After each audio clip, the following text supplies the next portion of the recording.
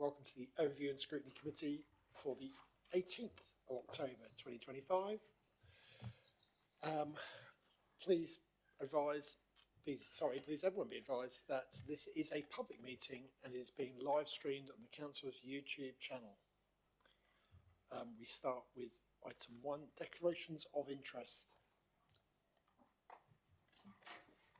Looks like we've got no one expressing any declarations of interest, so we move straight on to item number 2, apologies for absence and any substitutes. Yes, Chair, we have apologies from Councillor Youssefian and Councillor Murrell, and their substitutes are Councillor Beadle and Councillor Brennan.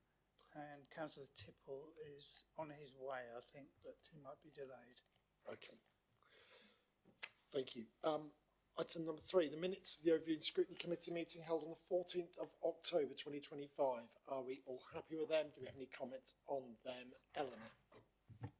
Yes, thank you. We considered the LNRS at the last meeting, and I actually felt it should ideally have come to Main Council because although Norfolk County Council is the overall authority responsible for it, we still have a lot of responsibility in terms of implementing it, being the planning authority.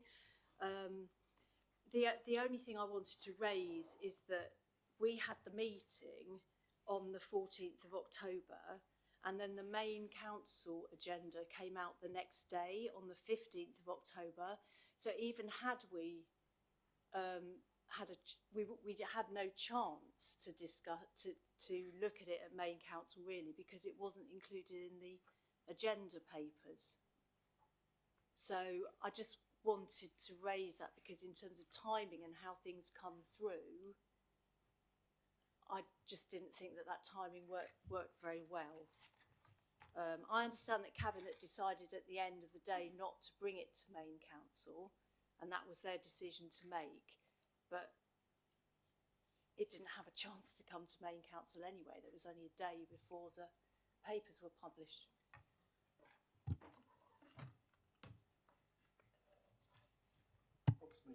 It's okay. So just to pick that one up specifically, that is a cabinet decision because of that's where the responsibility sat. Now, in that scenario, if cabinet had have decided for it to go on to council, it absolutely would have gone on to council, but it would have had to have gone at a later date onto council if they'd have decided that's the route they wanted to do.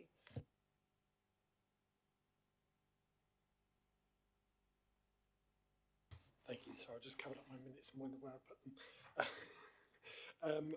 We'll accept that those minutes are accurate and fair representation of the meeting. See no objections to that.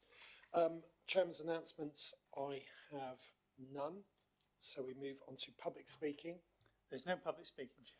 So we'll get cracking then on to the Cabinet reports and the Strategic Performance and Risk Report for Quarter 2. And Matt. Thank you, Chair. On performance this quarter, we have one measure at red over the last quarter. That is our missed bins measure, and that is assessed as due to short-term contractor delivery challenges.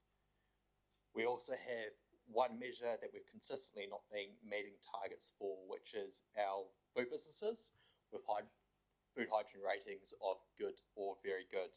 However, this has been missed each time by a small amount within set tolerances, and the trend of deterioration for that measure is minor. We are performing about the same or better than most of the Norfolk authorities that we benchmark ourselves against. We have one strategic performance measure at amber, and that is staff turnover. Over the last quarter, we've seen a slight deterioration in the rolling annual turnover. We have another 25 measures updated over the last quarter for which we are meeting set performance objectives, including meeting targets where those are set. And we've had two measures where we've seen some noticeable improvements over the last quarter. One is customer satisfaction, and that is largely down to efforts to increase the responses that we are getting from residents about the satisfaction with the services that they receive, and our temporary accommodation measure. So that was a new measure last quarter and was just below target. This quarter it is above target.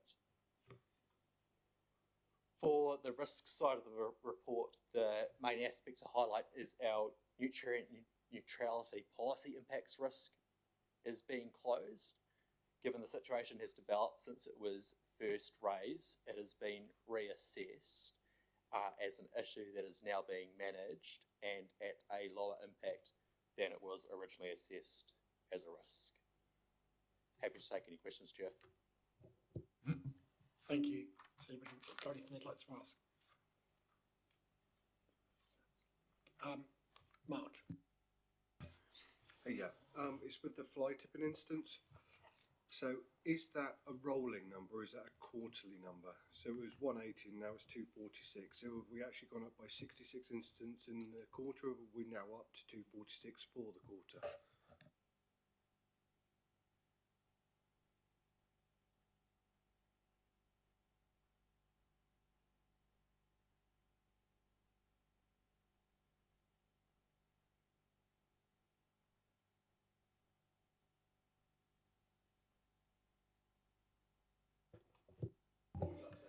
Yeah, that's fine. Yeah, so these are quarterly reporting, they're not cumulative. Yeah. And with fly tipping, often because of the seasonal implications of people, garden waste or something like that, we do see it fluctuate a lot. But it is a quarterly figure. You mentioned something about sort of mitigations being put in place or to address the one red. Has it got any sort of more breakdown of that? I mean, this is a sort of an expected fluctuation. Sometimes we know that things can be very seasonal, and therefore something goes up, and the next month, the next quarter, it looks really good. Or is this something that we know that exactly what's gone, what's led this little dip, and it's just been addressed straight away? So for the missed bins measure, which is at red for this quarter, that one is assessed as down to changes to the relocation of depot operations and due to staff absences. So I'm not sure if you want to add any more on this measure.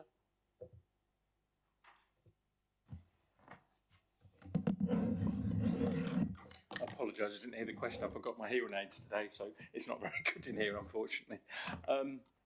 So the numbers of missed bins you were asking about, yeah. So the fluctuations have been, we've had some issues over the last couple of quarters with shortages of staff at Veolia.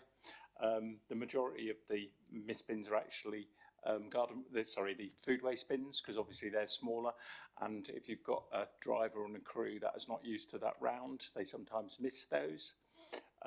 We are in constant discussions with Veolia that they need to improve their performance, because there's a performance indicator within the contract, so there's a penalty on them if they fail to meet the 30 per 100,000 target. But again, to put it into context, I did work it out. That number of missed bins is 776 missed bins out of 1.9 million bins collected over that a quarter. So while it's under the performance we require, it's still not an exorbitant number. And I guess related to that, it's something which, when we miss a target, people will complain and make it known, so we are able to address it. It's not something which isn't easily picked up and noticed, because people get very angry about them not being collected.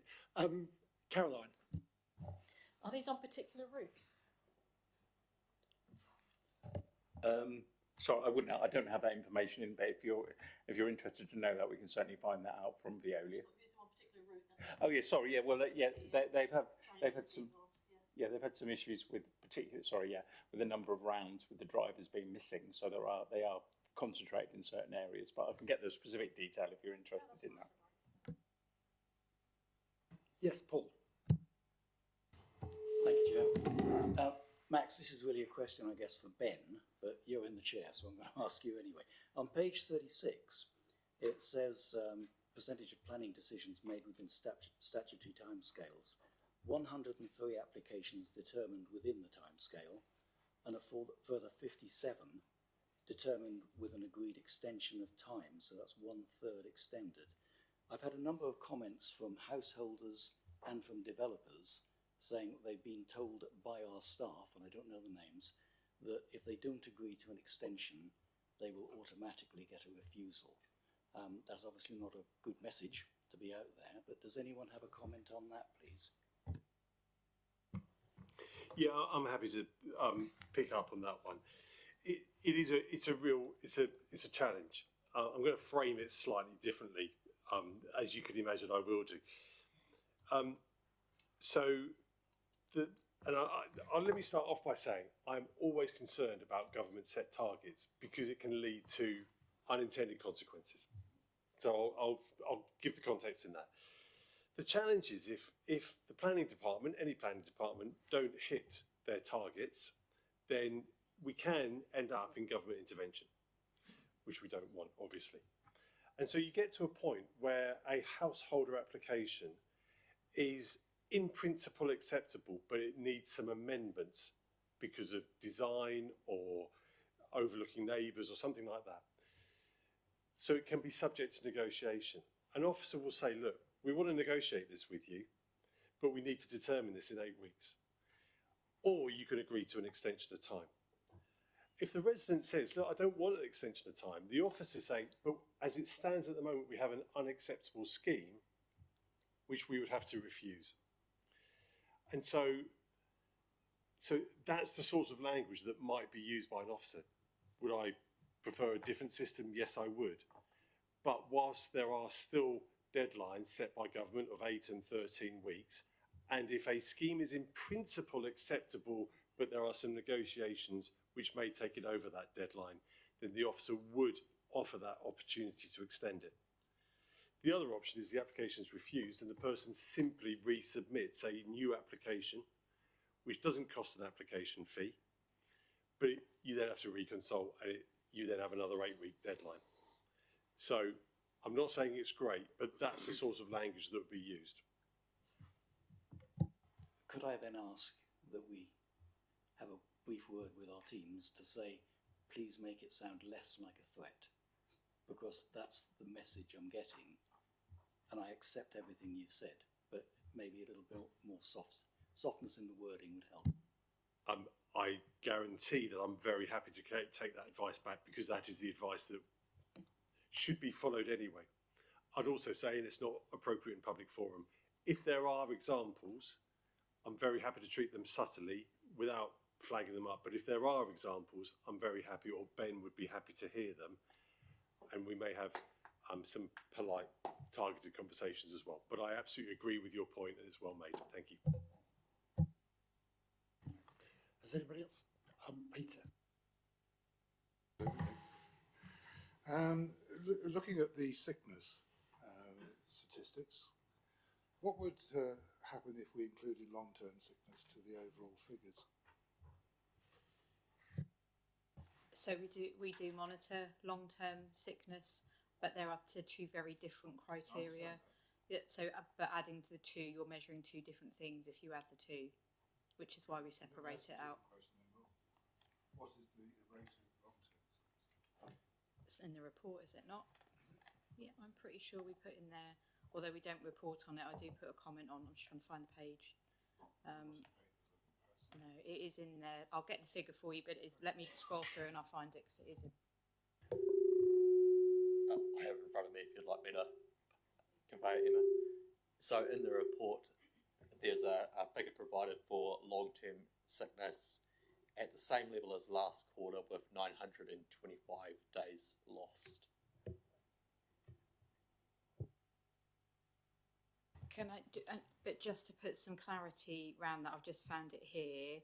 The majority of those are cancer related, tumour related and musculoskeletal issues. So they are real kind of long-term illnesses.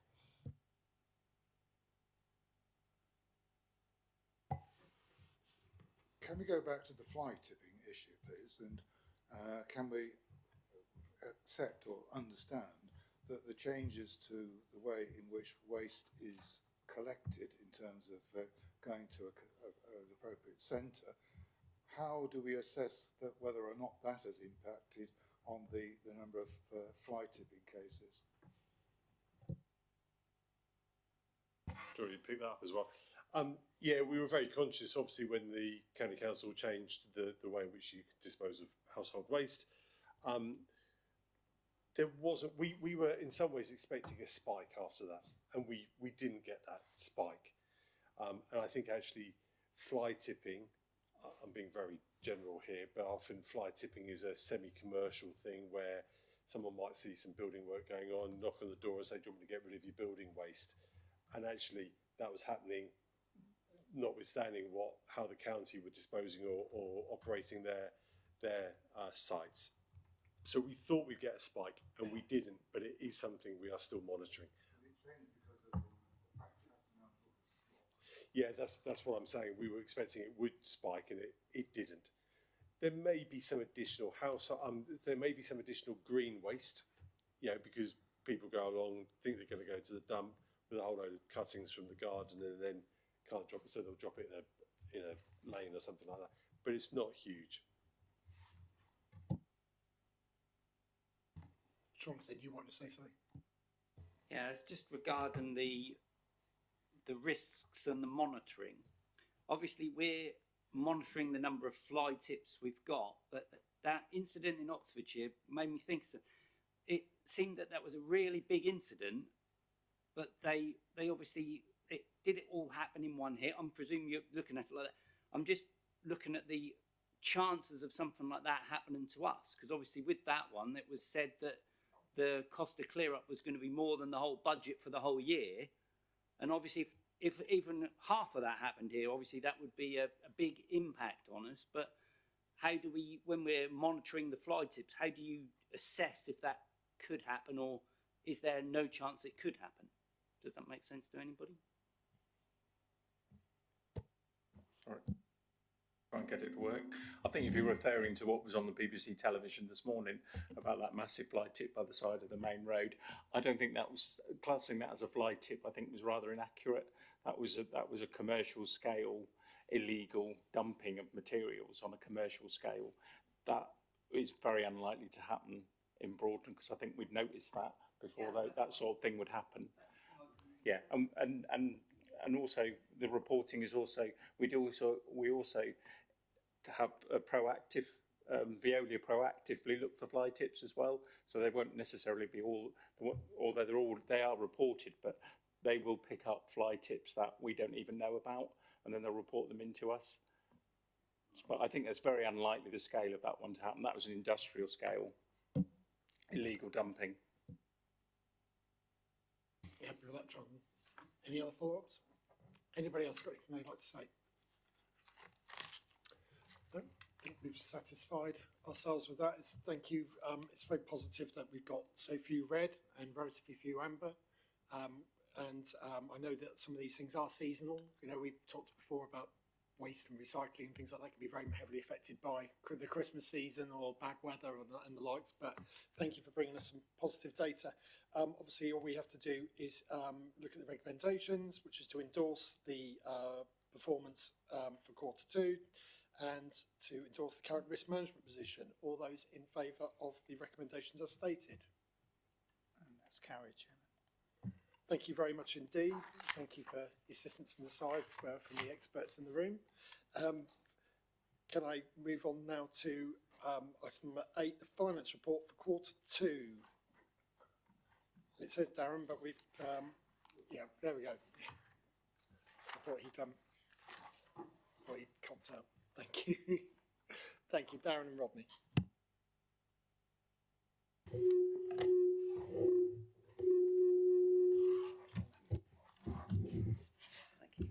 Thank you, Chair. So the report we've got for Finance Q2 gives an overview of the Council's financial position as at the end of September 25, for revenue, spend and for capital as well. A few key points from the report. Overall, there's a total predicted favourable variance for revenue spend at the end of September of £739,000 on the core cost of core services, against the total budget of 15.8 million. most of the core service areas are performing favourably against budget, with outturn levels of investment income expected to be close to budget, which will lead predicted overall anticipated transfer of funds to the general reserve £437,000. So we did report a favourable variance position at the end of June, and that trend is continued into Q2 as well, which is what we'd expect to see.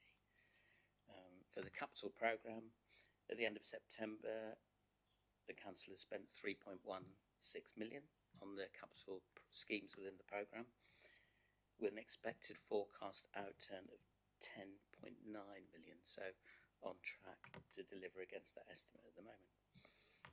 The appendices contain details of the variances for each of the services and also the capital programme in detail as well. And happy to take any questions on anything within the report. Thank you. Thank you. Peter. I was reading the Times over the weekend, and a very interesting article was that of the way in which councils spend their money on electricity.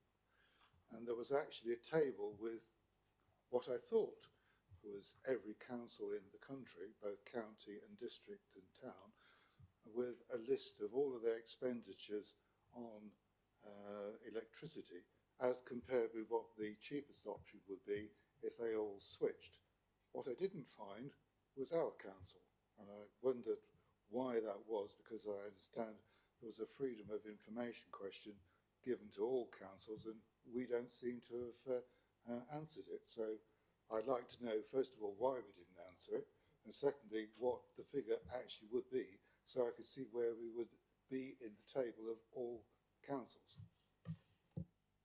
I don't have the details as to what the freedom of information request was requesting, but I assume we did return it.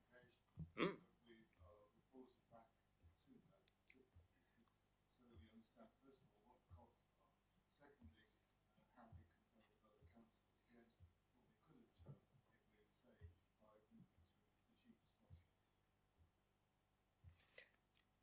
Yeah, we can look into that. Yeah. Okay. I mean, it's not directly linked to I mean, it's okay. I guess we're saying it's finances. So, I mean, presumably we would have answered that we would have answered it. The question is, of course, whether we always believe Rupert Murdoch's newspapers have printed the truth. And we weren't listed. Yeah, we weren't listed.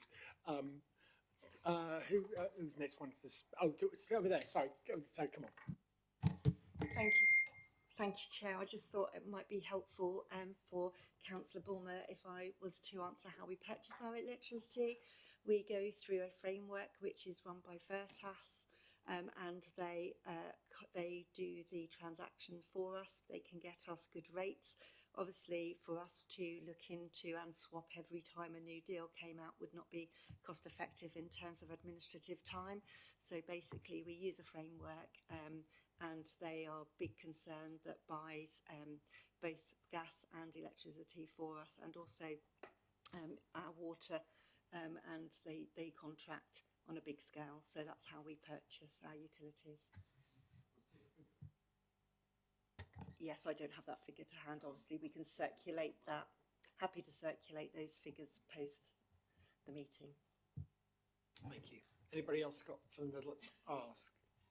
I mean, I have to say, obviously, Rodney, you gave us quite an in-depth explanation of, and I think I'll use my own words rather than yours because you were much more polite, but I said when we were in here a couple of weeks ago how the government had basically broken the funding model for district councils to prove that they don't need district councils anymore by essentially trying to make all district councils unable to work on the way that they now calculate our budget, and the future beyond this year looked quite bleak on the forecast you gave. Obviously, we've got some reserves and some fat in the system, and we can work around that. This figure you've given of 437 to reserves is obviously going to help enormously with that. Is there been any change in that outlook of what we have? Because you said there was a lot of what ifs and this could be, and we don't quite know. And will any of those things affect this year's figures? I know you'd think that they've settled for this year, but we also know that governments have a habit of pulling the rugs from underneath councils all the time. So just is there any updates on that in relating to this funding or this money? Thank you very much. I think we're straying a bit into the next agenda item, which is obviously the medium-term financial strategy update report. But it is true to say that the financial position is looking more difficult next year. So if we do have an underspend this year, obviously if we do carry some of that forward, that will help the funding position in future years. So actually, this is a good position to be in, to have some potential surplus this year that can potentially help offset. The challenge is, of course, that this is a one-year saving. We're potentially looking at year. Future funding settlements are long-term issues, so a £500,000 addition to reserves this year doesn't help address a £500,000 funding gap going forward every year. I'll save the rest of my questions relating to the next item then. I mean, that's very positive. Has anybody else got anything else they'd like to ask at this point? Don't see anybody. All we've got to do is to look at the recommendation, which is the Cabinet to endorse the revenue and capital position. All those in favour? And that's carried, Chairman. Thank you. Thank you very much. It's always lovely to have positive financial news. We'll move on, therefore, to the next item, which I guess you're both staying for, which is the medium-term financial position and reserves update. Thank you very much, Chair. At this time of year, we bring you an update report, very much set out our latest thinking on what our medium-term financial position is going to be, and also a list of our current reserves, very much to start the context of the budget setting round, which will come back in the new year to this meeting. It's worth saying that since we had our last update in February 2025, the world has changed quite a bit, and particularly government has made some provide a very clear steer that they're doing what's been trailed as probably the biggest change in local government funding reform in the last 20 years.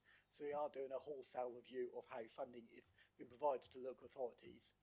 So if you take a negative steer, you say actually it's going to be penalising councils like ourselves.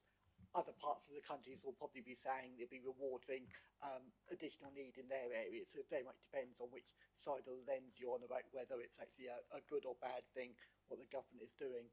But what they have very much denounced is where we've historically done quite well in things like new homes bonus and business rates growth. We've been an authority that actually encouraged growth in the district, support of new housing developed, and there's been funding streams that have resulted from that additional growth. That's now being abolished or reset, so we're losing the funding that we had gained from this. And indeed, one of the things we had been proactive in is doing food waste early, and we were expecting there to be a grant kicking in from next year to help towards those costs. That's been now decided that's going to be rolled into the overall funding settlement, so it's quite likely that we won't see any additional benefit from that new funding stream coming in. So essentially what we've been informed is that this authority will get a flat cash settlement. Probably the best way to explain that is when you look at the graphs on 1.5 and 1.7, back in February we were expecting our funding, our total council tax, business rates, government grant, very much to keep going up slightly each year, probably a little less than inflation, but you will see a slight increase.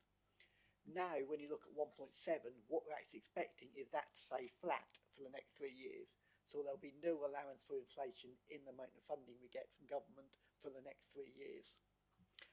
And it gets even worse in that they assume that even for that, you have to put your council tax up to the maximum of £5. If you don't put your council tax up, you'll actually see a real terms cut in funding. So where we are as an authority, back in February, we got a medium-term financial plan, which basically balanced our need to spend with our likely resources to fund that. We're now seeing that funding gap increase because of these government changes. So obviously we're working closely with the Cabinet to very much see what can we do to address that, what can we do to actually bring back our spending need back in line with our likely funding. The challenge though at the moment is we don't actually know where that orange line is sitting. Is it going to be at that level? Is it going to be £500,000 higher? Is it going to be £500,000 lower? And we won't know that until we get the actual financial settlement just before Christmas. It's due out on the 17th of December.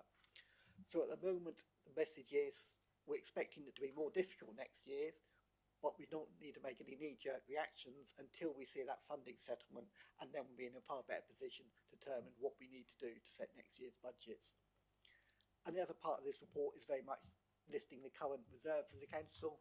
So the reserves of the council are quite healthy at 35 million, which gives us a good buffer going forward to deal with whatever funding settlement we do get. And at the moment, we're not proposing any changes to these reserves. There is the ability to move them around if members wanted to, but at the moment, we're just putting these there to note that this is our current level of reserves. In due course, I'm sure we will need to look at what do we need to do to fund LGR and things like that, but at the moment, we're not proposing any changes to those. I'm opening up for questions. Thank you, Rodney. And I should have waited, held my breath before answering the last question, but has anybody got anything they'd like to ask? Okay, you're looking like you're really about to say something, they're not. Looks like no one has. I think you've done that way, Rodney. You sort of knocked it. I think probably those who weren't able to make the briefing the other week will probably had the wind knocked out of them a bit by hearing I think the shocking thing is we are going to give you a flat amount, and we're expecting you to put your council tax up to cover any gap, even if you find efficiency savings, even if you're running your council really well. So effectively, if you don't stick your council tax up by, let's say, 5%, they'll knock another 5% off your grant settlement. So they're going to punish you for that sort of double whammy, really, of if you don't, you'll lose that money, and then you'll lose it twice. I think that's quite a shocking way of encouraging people to be frugal and looking after money. But do you want to say something, Jonathan? Yeah, I do think we've got to look at the new burdens funding, for instance, as a starting that food waste collection was what needed to be done, and obviously that has then that will leave us with a shortfall, because it seems that there has been a change in saying what's important and what's not important, and that there was all the talk about how the collection of food waste was going to be very important for everybody. Now my feeling is we took it on and we said, well, we're quite efficient, we know what we're doing, we've got Veolia on board, we've got a good area, we've got all the new contract with them, we were doing it well, but I can just see that loads of councils who haven't started it just aren't going to do it now, and I don't see how that can be a practical way forward unless they're going to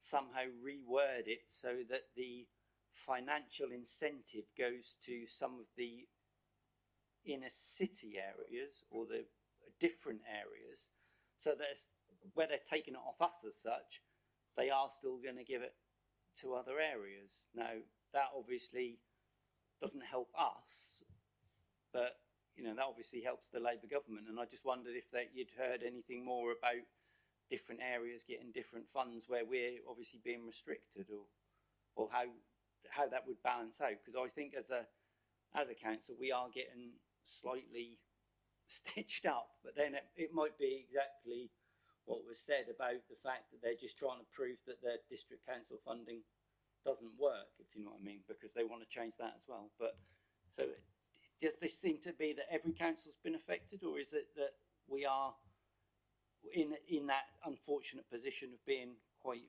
affluent, shall we say? No, sorry. I think there's quite a few elements of that. What will happen is within the overall funding settlement, there will be additional money added in because of the new burden for food waste. So the overall cake for local government will have a sum allocated to it. It's just that the way that's probably going to reflect for ourselves and a lot of district councils is, even though extra money has been put into the overall cake, our slice of the cake isn't going to get any bigger. I think government would also say we have had additional benefits from the extended producer responsibility income that's coming in as well, so that's a new funding source for local authorities. So we'd like to get 1.5 million from the producers to help towards our costs of dealing with recycling and actually improving recycling rates and supporting that service. So that is a new funding source that we have seen in the authority. Obviously it's not directly related to food waste, but government say that it's additional money coming into the council. And I think there will be winners and losers from the overall funding settlement for government. Some areas will see more. I think particularly there's a pressure within social care. They're optimistic that actually there might be some more money for the social care authorities to help in those acute pressures. And I think government would probably say we've done well in the past from new homes bonus and economic and sort of business rates, and it's about time they took some of that back to share it more evenly across the whole council. So again, it depends which across the whole country. So again, it's which side of that sort of a divide you're on. Anyone who sees a cuts in funding always goes, this is unfair. Anyone who sees an increase in funding will go, this is a good settlement. So it is difficult because there's a certain size cake that's funded to local authorities, and actually some of this is about who gets what share of that overall cake. But the overall cake isn't big enough. It's not going to help the overall funding for local government.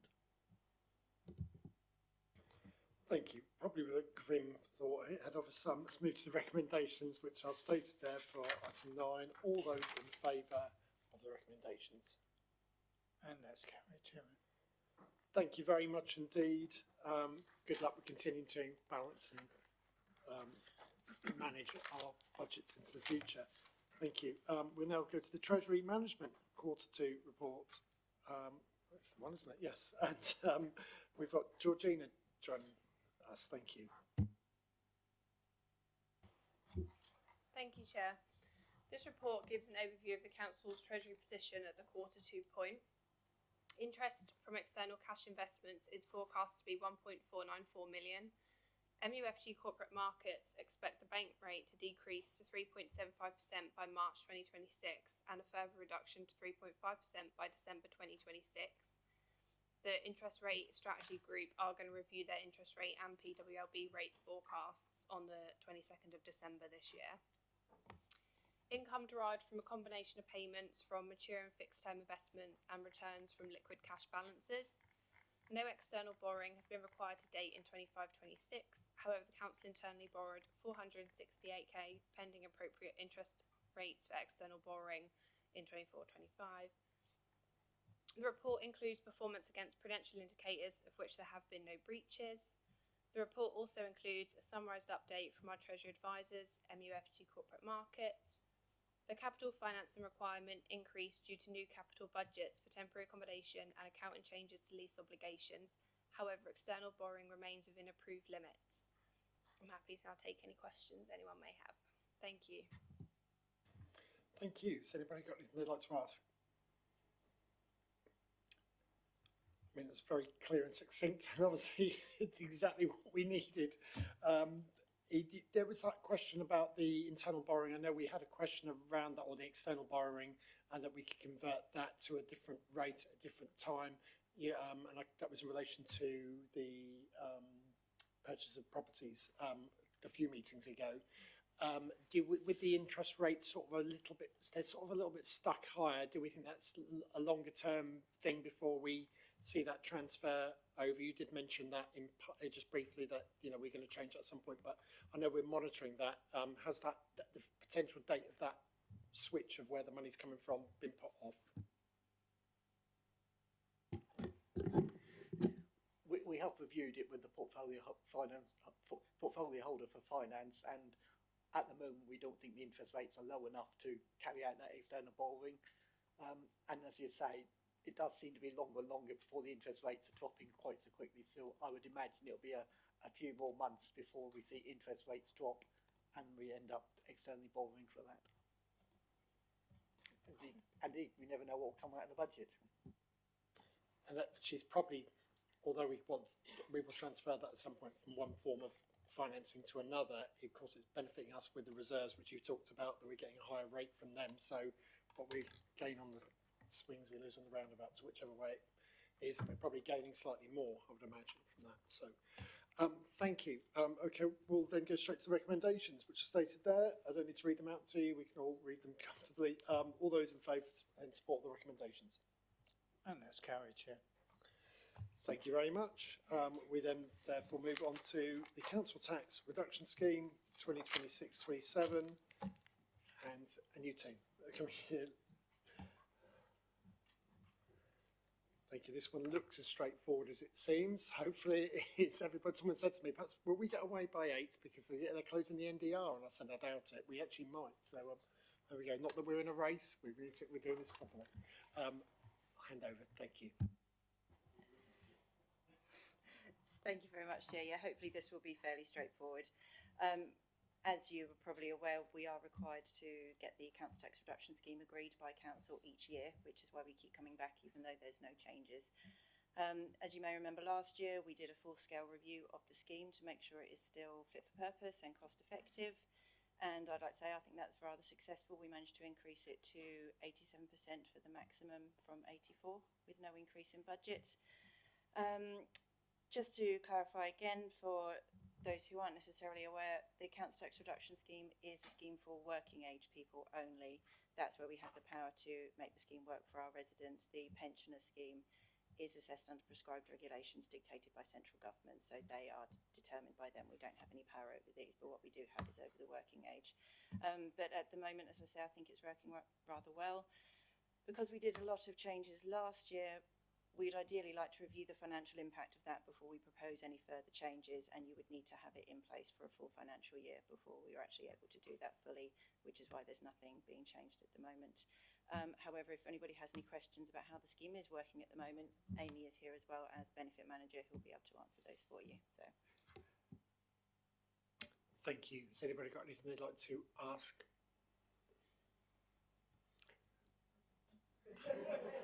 I was just going to say, obviously, we made this slightly more generous last year, didn't we? A little bit, and we were also. I'm just wondering, has there been a greater awareness of this? Is this something? I just try to think back to how this works, but is this something which people get flagged to them that they should be doing? Do we let people know through bills that they can apply for this, or is this something people have to seek out themselves or be aware of themselves in order to know it exists? Yes, I'm not entirely sure if it does go on the council tax bills. I'll let Amy answer that one in a minute. But what I do know is that for a lot of residents, we get notified of their universal credit entitlement, and we do look at those records to see if they would or wouldn't be entitled to council tax reduction. So we try and pick up as many as we can without them having to actually be aware. So we try and do that a bit more proactively. And we're working with a company, Policy and Practice, who we do a lot of work with to see if we can automate that process to make it a little bit less onerous for the team. So any that we're not capturing will get flagged automatically, so we can contact them.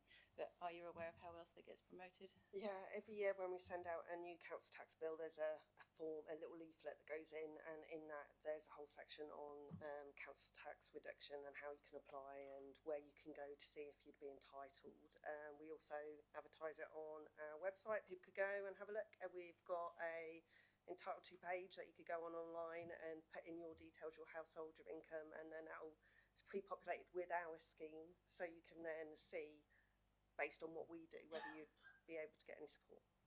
Yeah, that's a good point, actually. Our calculator is used by all of individuals and families, or actually council-wide, for any financial help that we might want to help flag people to. So if they're looking for help with energy bills, it will also automatically flag any other entitlement, any help they're entitled to, which includes council tax reduction. So we try and capture it as many ways as we can. Caroline.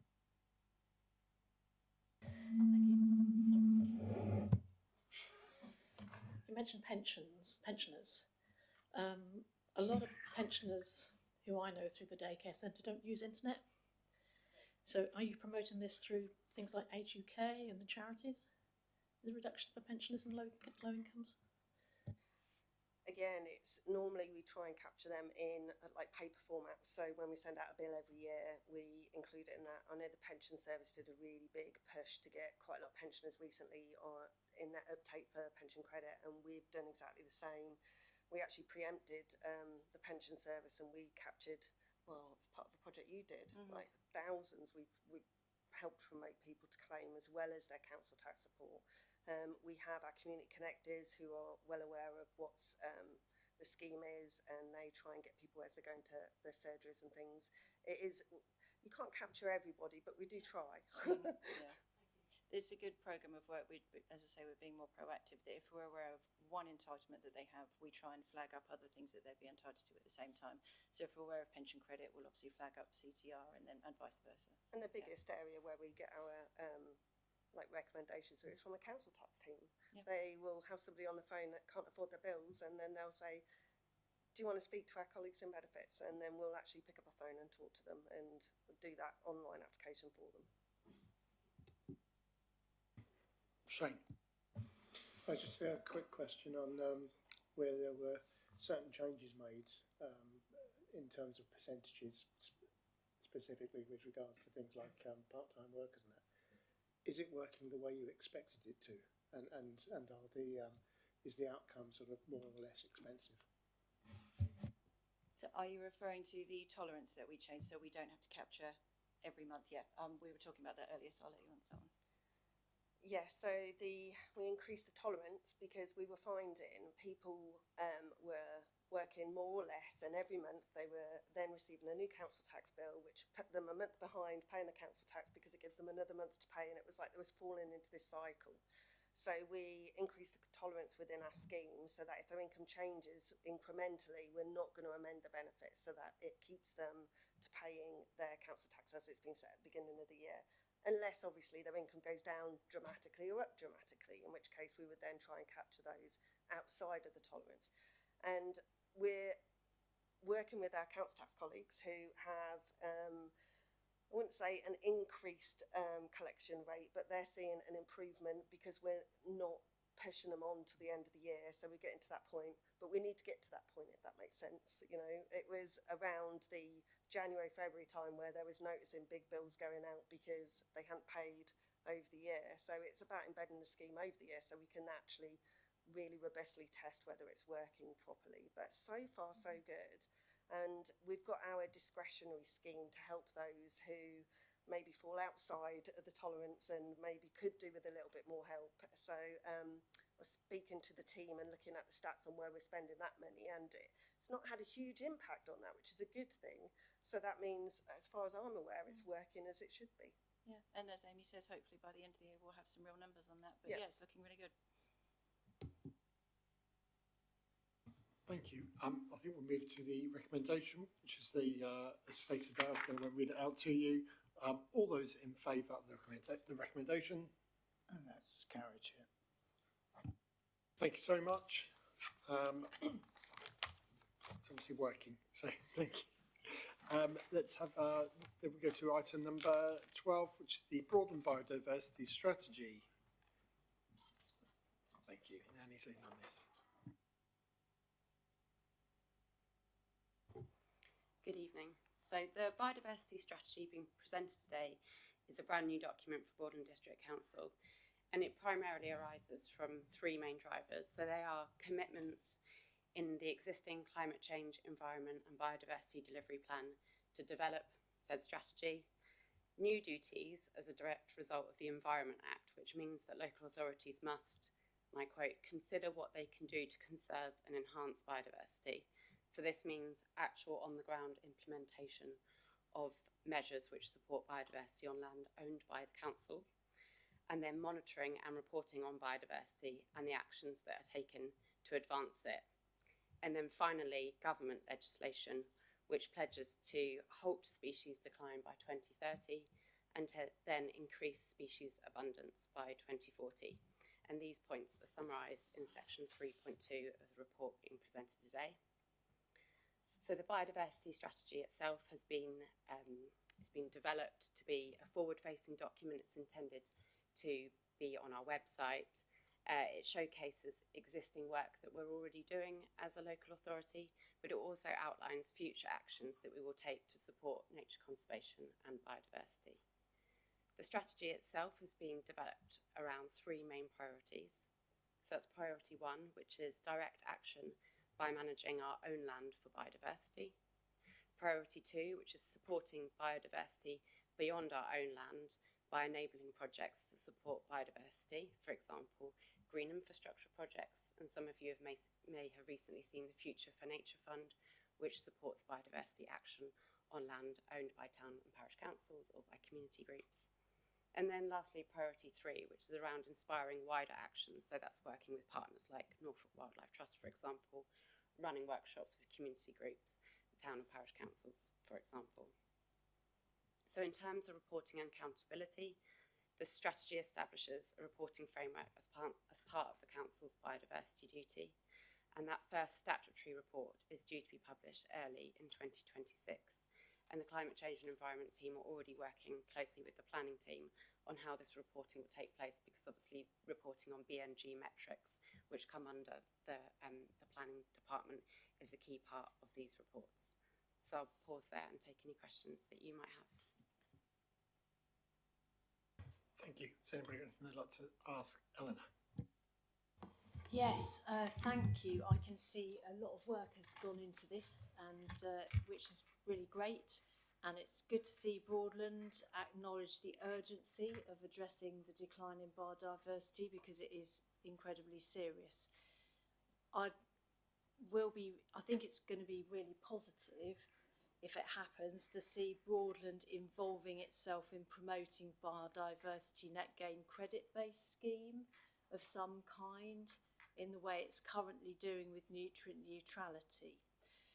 On page 24 of the strategy, it mentions responding to statutory consultations.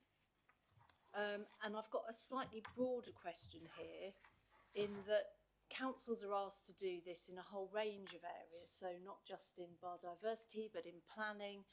We're always being asked to respond to statutory consultations.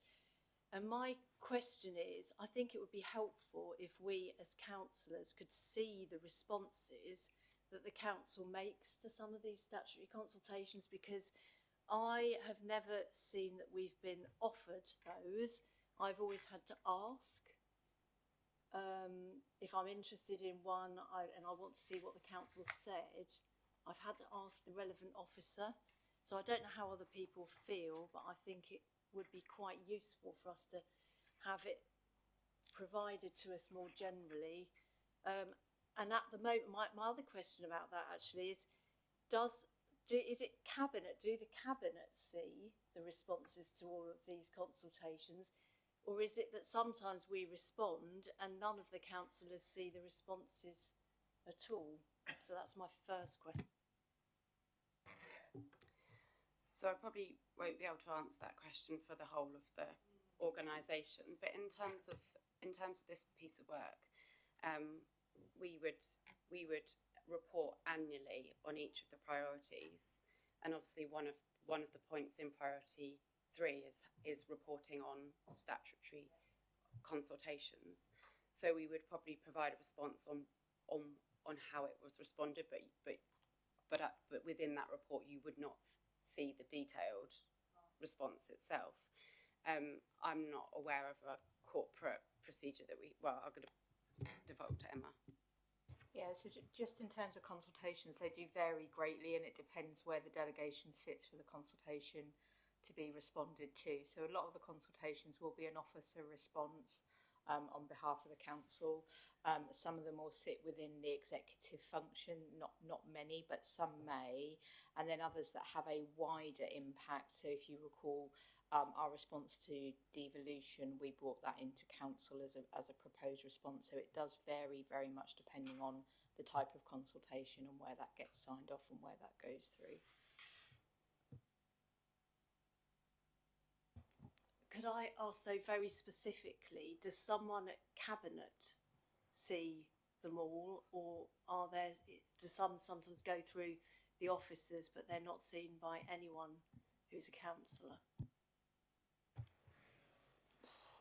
Without going through them, my understanding would be portfolio holders would be aware of those that go through under their area of responsibility.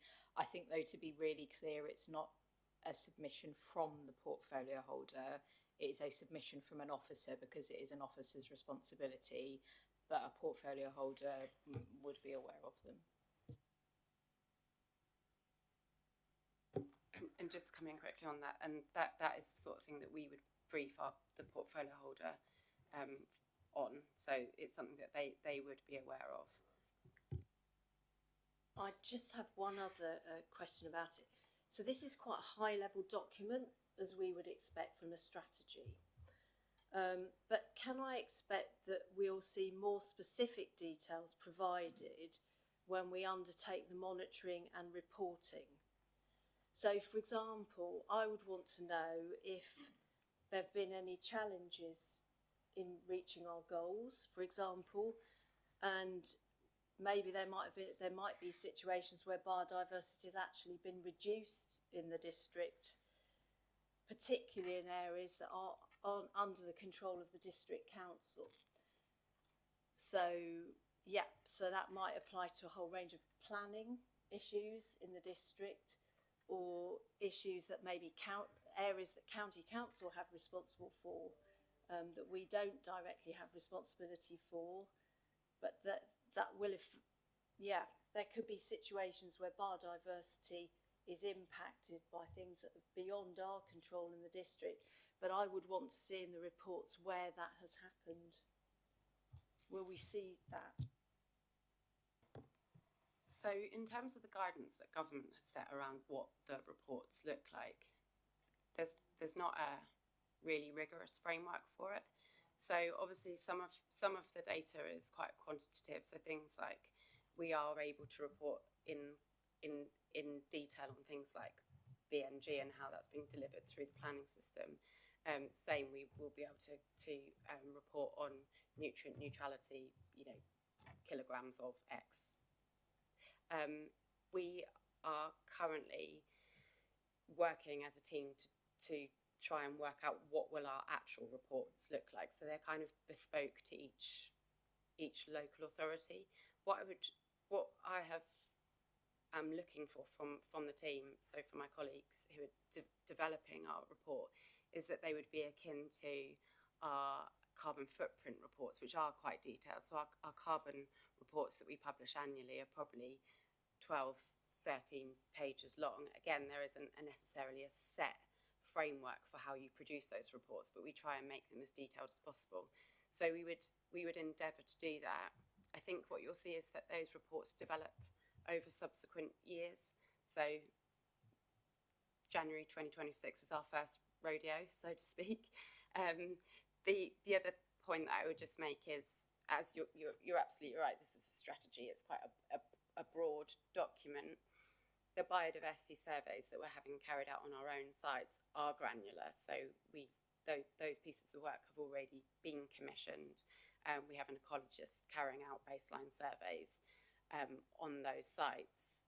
We will try and pull together that information and publish it in a way that's manageable, because they are going to be long reports that are quite unwieldy. So there is definitely some granular work that's going on behind the scenes. We just need to work out how we pull that together into a kind of cogent annual report. Shane. Sorry, just one quick question. With the strategy, you put strategy one that you look at the land that we manage. Are there any priorities set as to what kind of biodiversity will be delivered and who would decide them? For example, like wildflower meadows or rewilding, things like that. So we've chosen 10 sites, which I can't recall off the top of my head, that we've had surveys carried out on. We would then look to achieve a biodiversity uplift on those sites, and we would re-baseline, we would re-survey them in 5 years' time, which is what government is saying that you would need to do to then publish what the actual percentage uplift has been on those sites.